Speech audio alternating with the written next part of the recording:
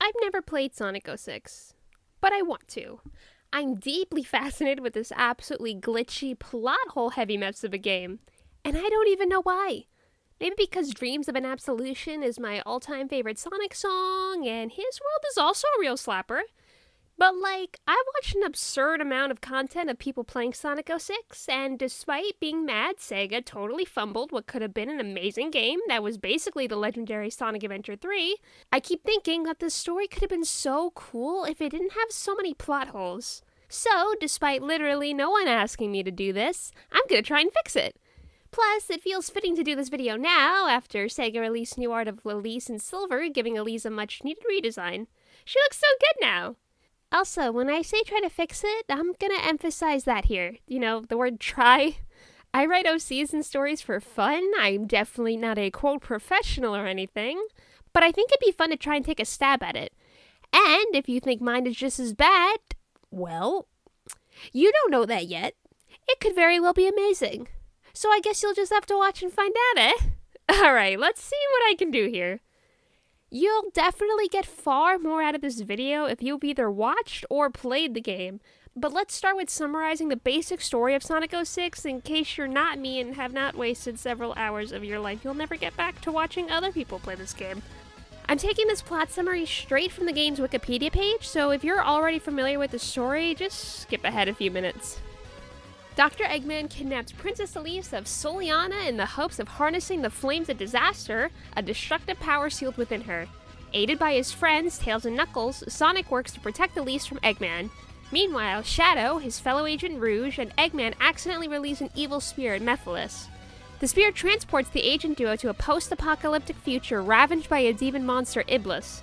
When Mephiles meets survivors Silver and Blaze, he fools them into thinking Sonic is the cause of the destruction and sends them to the present to kill him. Throughout the story, Sonic and friends travel between the past, present, and future in their efforts to stop Mephiles and Iblis and protect Elise from Dr. Eggman. Though at first Silver stalks Sonic and impedes his attempts to save Elise, Shadow reveals to him that Sonic is not the cause of the world's suffering but rather Mephiles, who is trying to change the past for his own evil purposes. They travel 10 years in the past and learn that Mephiles seeks to bond with Iblis, who was sealed within Elise as a child, as they are the two halves of Soliana's omnipotent god Solaris. Mephiles eventually succeeds after killing Sonic to make Elise cry over his death, releasing her seal on Iblis and merging with him with the use of the Chaos Emeralds to become Solaris, who then attempts to consume time itself. The heroes collected use the power of the Chaos Emeralds to revive Sonic, and he, Shadow, and Silver transform into the super forms to defeat Solaris. Sonic and Elise are brought to the past to extinguish Solaris' flame, removing the god from existence and preventing the events from ever occurring. Despite this, Sonic and Elise show faint signs of recalling their encounter afterwards. So now we all have a basic overview of the game. If you've never played the game before, the idea is you have to start by playing Sonic's campaign, then Shadow's, then Silver's, and at the end all the stories converge into one final campaign, but there's plenty of overlap before that point. I love the idea of a time travel plot, and I think this game has tons of potential, but as I mentioned earlier, there were a ton of plot holes. I won't go through every single one because there are a lot, but let's take a look at some of the most damning ones that we should definitely tool up. The worst plot hole, at least to me, is Shadow leaving the Scepter of Darkness in the past. Let me explain. There's a cutscene where Shadow and Silver time travel to the past to witness the events of Solaris being created, which leads to Solaris being sealed inside of Elise and Elise's father passing away. Shadow brings the Scepter of Darkness with Mephiles sealed inside it with him to this past event, but for some reason he leaves it in the past with Elise. Later, when he goes back to the present and has to create a new Scepter of Darkness to seal Mephiles again, it no longer works, and Mephiles himself even has a line where he says methods of the past no longer work.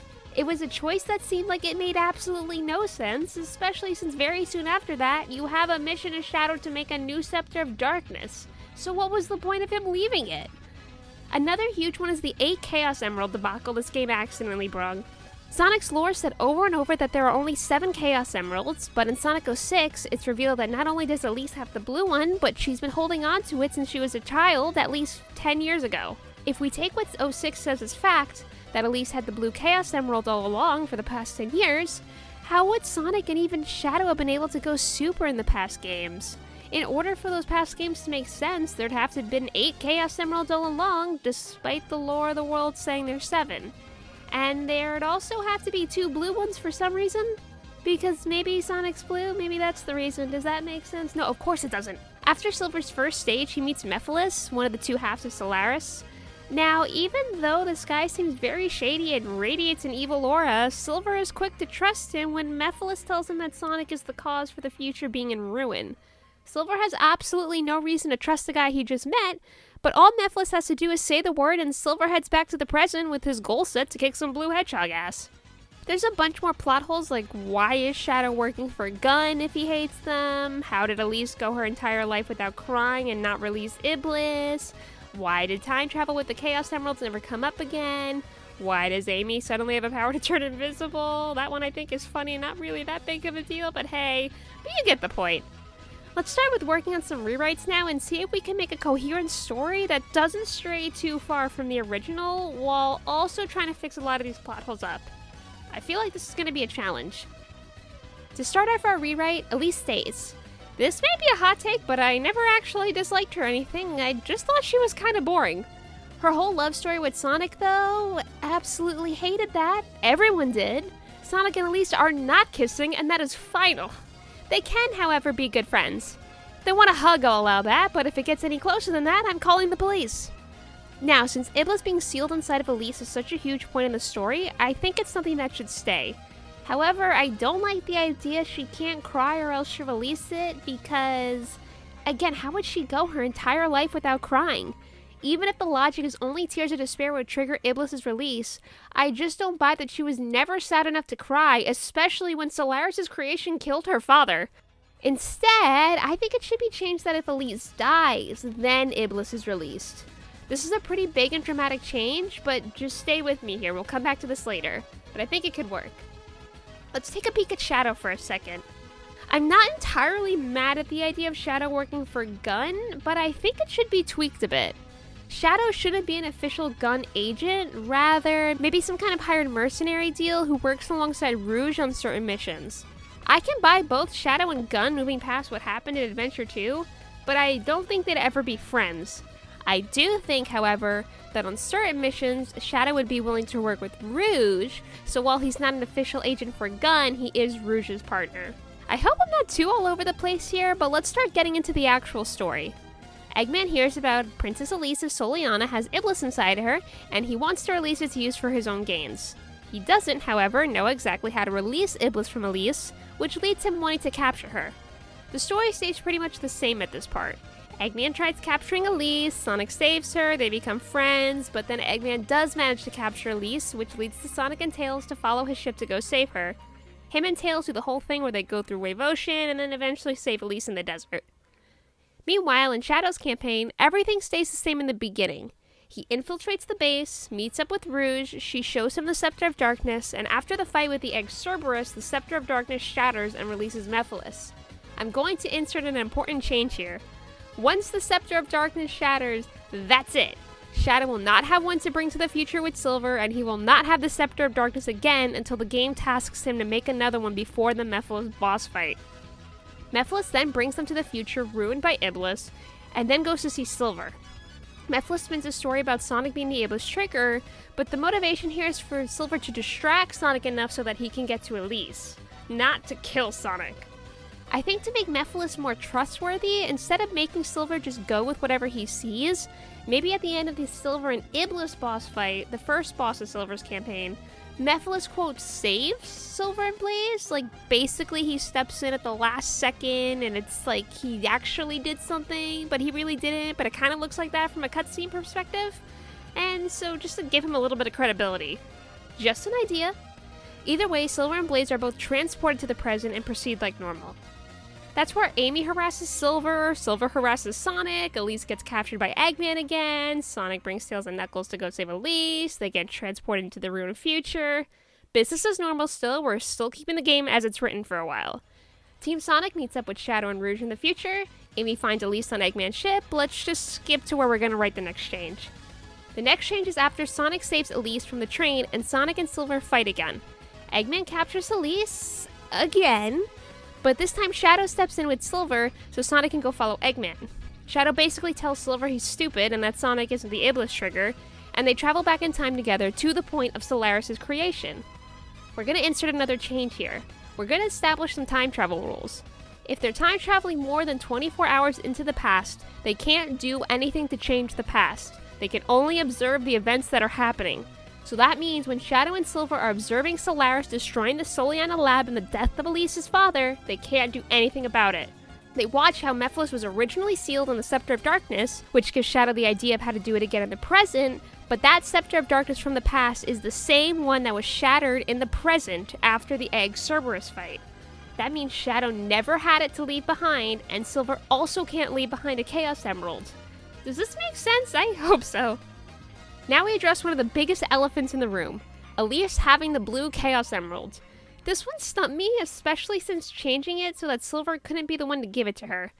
The only thing I can think of is maybe instead of having the whole entire blue Chaos Emerald, maybe she only had the shard of it? Like one single shard of the whole emerald. And maybe that shard could harness a fraction of the full power of the emerald. Well, I do think this is a better idea than her just having the emerald and creating a paradox. I don't think it's that strong of a rewrite. But this part really stumped me. Let me know if you have a better idea for this. Anyway, Shadow and Silver then leave the past to go their own ways, with Shadow going to make a new Scepter of Darkness to seal Mephiles. We can keep the line where Mephiles says that tricks of the past no longer work on him, because the scepter was already used once and shattered, so I think that line still fits. Meanwhile, Sonic is chasing after Eggman's ship that has Elise as a captive, and Silver and Blaze join in to help. Right before the ship actually crashes, though, Silver suggests that they time travel back a few hours in the past to save her because they can see the trajectory of where the ship is going and that they're basically both going to die on board. Since they time travel less than 24 hours, they're able to change the timeline so that Sonic saves Elise and she doesn't die on Eggman's ship. After this scene, Silver and Blaze teleport back to the future to try and seal Iblis with the Chaos Emeralds. The part where Blaze sacrifices herself to seal it, but ends up being completely pointless because Solaris forms anyway. I think we can just totally write this scene out. I really don't think it's needed, and that way we can have Blaze a part of the final story with everyone else.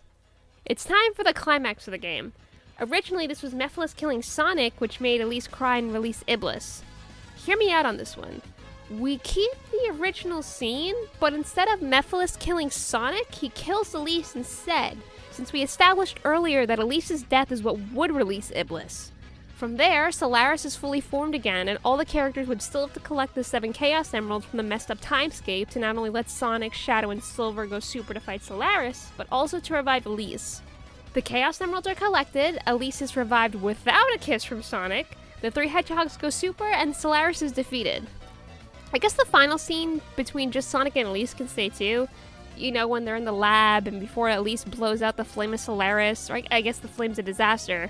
She says she'd rather everyone in the world die than forget someone she's known for like 3 days. Yeah, that one. Except maybe this time Elise is reasonable and, while sad that wiping Solaris from existence means her and Sonic would never have met, recognizes it's for the good of humanity and does not say anything stupid before she does it. I think that would be better. And that's how I would try to fix Sonic 06's story while not deviating too far away from the original source material. Is it a perfect story?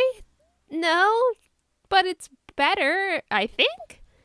If you have any idea of how you'd change the story and make it better, please leave it for me in the comments.